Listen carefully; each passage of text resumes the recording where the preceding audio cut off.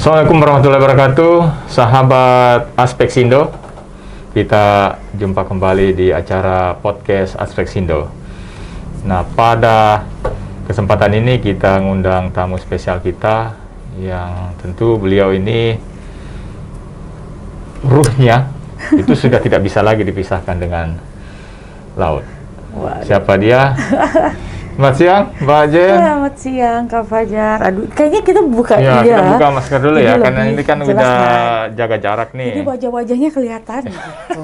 Betul, Wajah betul. gantengnya Kak Siap. Fajar kelihatan, ya kan? Apa kabar, Mbak Jen? Alhamdulillah baik. Ini aku panggilnya apa ya? Jen aja. Jen aja ya, oke. Habis Biar udah mudah dipanggil terus apa? ya. Habis udah dipanggil apa? Bunda. Aduh, sahabat Aspek Sindo. Ya tentu kita kenal lah beliau ini kan sangat konsen bagaimana mengkampanyekan gerakan cinta laut. Nah, saya juga lihat di media sosial, di Instagramnya beliau ini memang seneng. Nah, makanya kita undang di podcast Aspek Sindo ini supaya kita bisa sharing dan kita bisa ya bertukar pikiran lah dan pengalaman-pengalaman beliau seperti apa di di sektor kelautan ini, terutama bagaimana mengkampanyekan wilayah-wilayah yang kira-kira eksotis lah gitu untuk kita kampanyekan keluar menjadi pusat pariwisata dunia. Mbak Jen, Yes.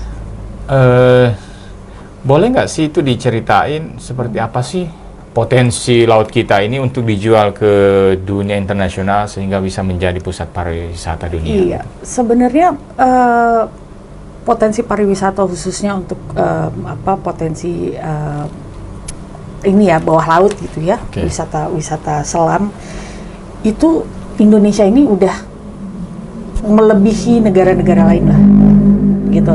Kenapa aku mengatakan seperti itu? Karena aku udah pernah menyelam di Thailand. Oh, udah pernah ke Thailand? Udah pernah. Dan memang kalau dari segi kita kan kalau diving itu ada banyak ininya nih kegemarannya apa nih? Oke, Apa deep oke. dive kah? Apa menyelam di kedalaman? kedalaman. Atau memang untuk fotografi atau untuk apa gitu? Oh, hanya ternyata untuk- bisa banyak Iya, hal ya aktivitas banyak, di situ banyak ya. hal. Nah, jadi kalau untuk kita senang melihat koral dan lain-lain sebagainya, itu Indonesia udah nggak ada lawan. Juaranya Indonesia. Kita juara bisa sebenarnya Juara ya. sekali. Dari mulai ya nggak usah yang jauh-jauh lah, Belitung misalnya. Itu kan jaraknya dari Jakarta hanya Deket ya. 45 menit. 45 menit. Kalau naik pesawat Dan itu penerbangan tiap hari kan? penerbangan tiap hari. Oke. Terus kalau kita agak bergeser lagi di Gorontalo itu lagi benar-benar happening yang namanya whale shark. Whale shark. Nanti aku kasih lihat Oh, boleh fotonya. dong ya. Oke, Itu oke. jadi memang ada ciri khas tersendiri di daerah-daerah ini. Kenapa bisa ada whale shark di Gorontalo? Kenapa kok bisa ada shark point di misalnya di Kapoposang di Sulawesi Selatan sana di Makassar Di gitu Makassar, kan. oke. Nah, ini yang tempat-tempat ini adalah tempat-tempat yang orang tidak banyak yang tahu gitu loh. Yang tahu mungkin hanya komunitas-komunitas diver lah gitu ya, yang tahu. Nah, karena memang aku diving dari 2012. 2012 ya? 2012. Dan tergabung sebagai salah satu pengurus juga di POSI, Persatuan POSI Olahraga ya? Selam Oh, oke, Indonesia. oke. Nah, jadi aku pun sama teman-teman kita membuat satu wadah yang kita menamakan diri kita Explore Indonesia Team gitu. Jadi kita ini ada 12 orang dan ekspertisnya tuh beda-beda. Oke. Ada yang ekspertisnya tuh di fotografi Expert underwater, fotografi ya. ada yang memang dia spesialisasinya tuh di fotografi untuk yang makro, ada yang mikro, macam-macam. Sampai sedetail itu Sampai ya? sedetail itu, Di sampai- komunitas itu ya? Iya. Jadi di tim ini yang 12 orang ini darat, laut, udara semuanya ada. Gitu. Jadi untuk Saya pikir itu menyelam Ya, aja iya. terus selfie gitu. Nah, Ternyata jadi banyak banyak. yang bisa Kita ngambil gambarnya tuh di bawah laut, terus kita ngambil gambar di apa namanya di darat juga, terus untuk drone ini juga ada. Jadi betul-betul kita memang niat kita membuat apa tim ini adalah untuk kita mengeksplor tempat-tempat atau dive spot yang memang belum pernah didatangi oleh orang-orang, khususnya ada berarti di yang Indonesia. masih perawan lah ya. Iya, kan ada di tempat misalnya kepala daerah mana gitu ya, ada tuh di pantai sini atau enggak di pulau ini, itu tempat-tempat itu ada dive spotnya deh kayaknya, coba dicek. Nah itu kita yang turun.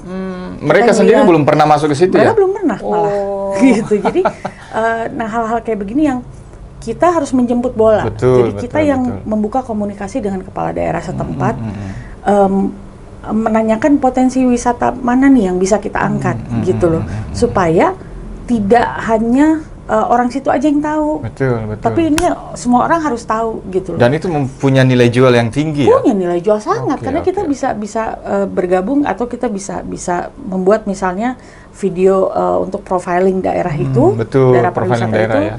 Kita ajukan ke Kementerian Pariwisata, gitu kan, mengundang menteri untuk datang, gitu. Apalagi Pak Menteri atau Bang Menteri kan emang senang olahraga apa kayak triathlon gitu kan dia senang. Jadi yang kayak gini itu jangan di-keep sendiri di daerah tertentu, jangan jangan sampai orang luar tahu misalnya gitu, supaya nggak kotor gitu misalnya, atau tidak tercemar. Justru ini potensi pariwisata yang akan mendatangkan pemasukan untuk daerah tersebut gitu. Yang penting kita memberikan setidaknya memberikan pendidikan lah ke masyarakat yang di pulau itu misalnya gitu ya. Mereka yang bertugas untuk menjaga kebersihan dari pulau itu. Misalnya ada pendatang nih, ada yang mau liburan. Nah, mereka lah yang menjaga jangan sampai bikin kotor atau apa. Jadi mereka yang di-brief. Orang-orang situ yang di-brief, bukan justru si pendatangnya yang di-brief gitu. Nah, ini harus ada komunikasi yang. Nah, Jen, gini, ini gimana strategi pemerintah daerah nih untuk bagaimana menjual lebih seksi lagi? Nah, ya. Tapi jangan dijawab dulu setelah seperti ini.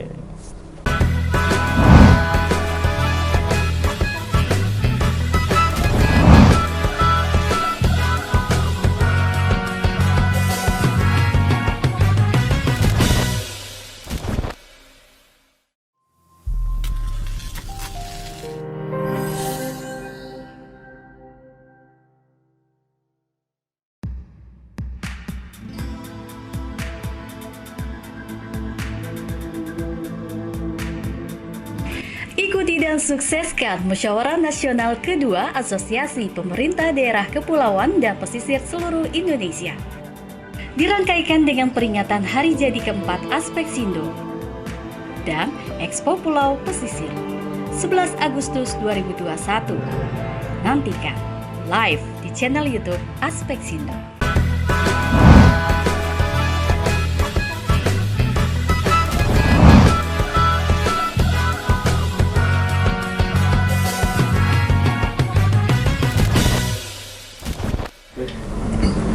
Sahabat Aspeksindo, kita mendengarkan seperti apa strategi yang harus kita lakukan untuk bisa menjadikan potensi laut kita menjadi lebih terpesona di mata mancanegara. Nah, silakan, Mbak Jen. Salah satu cara yang bisa dibilang efisien dan juga betul-betul melibatkan orang-orang dari atau masyarakat yang memang tinggal di pulau itu. Kita bisa buat pelatihan, misalnya. Jadi pelibatan masyarakat penting ya? Harus. Karena mereka yang tahu daerah itu, mereka yang tahu di sini spotnya yang bagus di mana aja, kan mereka yang tahu. Jadi daripada kita memberikan peluang usaha untuk orang lain dari luar pulau untuk datang membuka tempat usaha, kenapa nggak kita manfaatkan orang-orang di sekitar situ? Gitu, orang-orang yang memang mereka lebih tahu otomatis kan ini. Di mana yang memang bagus untuk foto, di mana yang memang bagus untuk penyelaman, mereka yang lebih paham gitu. Nah, Dengan kita memberikan kesempatan bagi mereka untuk terjun langsung dan ikut bekerja sama lah istilahnya ya, otomatis mereka akan menjaga gitu. Jangan sampai nih tempat atau lokasi pariwisata ini kotor oleh tangan orang-orang yang tidak bertanggung jawab. Itu kalau daerahnya ada penduduknya nih. Iya. Nah, bagaimana dengan lokasi-lokasi yang betul-betul masih perawan lah istilahnya ya. Itu. Ya, kita bisa kerjasamakan dengan pemerintah daerah setempat gitu. Jadi betul-betul kita jangan, istilah gini loh, kita jangan dulu memberikan atau membuka pintu untuk orang lain yang bawa masuk, misalnya mereka mau bikin dive center di situ, tapi kebanyakan kayak di Bali lah gitu ya, dive center tuh kebanyakan mereka yang ownernya ini orang-orang bule justru. Iya benar. Justru orang-orang investasi itu rata-rata dari mana, justru dari orang-orang luar, yang orang daerah situ sendiri itu jadi tidak memiliki gitu ya? kesempatan, dan akhirnya mereka jadi malas. Betul. Ya udahlah, udah ada mereka yang jalan. Nah ini kan jadi aduh kok kayaknya sedih banget nih gitu kita ngelihatnya gitu ya. Justru kita menjadi tersisih di daerah kita sendiri gitu. Nah ini yang harusnya lebih dipergunakan atau dimanfaatkan oleh pemerintah setempat untuk mengikut sertakan dan melibatkan masyarakat yang memang tinggal di sana gitu, untuk mereka diberikan pendidikan paling seminggu kok, seminggu dibikin pelatihan oleh memang diver misalnya gitu ya. Kita bisa kerjasamakan dengan POSI misalnya gitu kan, pasti di daerah-daerah atau di provinsinya pasti ada diver yang memang sudah tahu gitu, kasih pelatihan. Betul. Apalagi sekarang kan agak mudah ya. Sekarang sudah, misalnya mereka sudah punya kapasitas. Nah, sekarang ada media sosial untuk menjual. Udah enak kan gitu. Terus dibuat juga acara-acara atau event-event yang sifatnya tuh benar-benar mengeksplor dunia bawah laut, fotografi, underwater fotografi misalnya, dibikin lomba. Itu orang dengan secara dengan otomatis senang itu hati bisa ya mempublikasikan ya pasti, dong, itu sudah pasti. Dan itu akan di-retweet, akan di-repost oleh banyak orang, dan ini nantinya akan meningkatkan potensi pariwisata di daerah itu sendiri. Siap. Baik, Mbak Jen, saya berharap kita kedepannya bisa berkolaborasi ya. Bagaimana supaya kita bisa mendorong pusat pariwisata baru lah di Indonesia ini dengan sejuta potensinya. Baik, sahabat Aspeksindo, demikian podcast kita akan kulas lebih banyak lagi ya. Nanti kita akan cerita di sesi-sesi berikutnya ya. Terima kasih sahabat Aspeksindo. Baik, closing statement.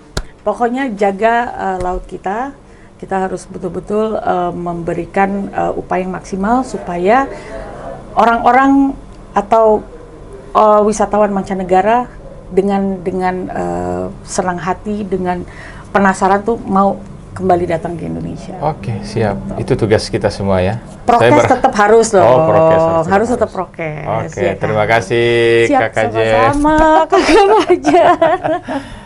Baik, sahabat Aspeksindo, semoga pandemi ini segera berakhir dan kita bisa memaksimalkan kembali dengan seluruh potensi bangsa kita, menghadirkan ekonomi baru khususnya di bidang maritim. Salam Aspeksindo, satu laut, sejuta manfaat.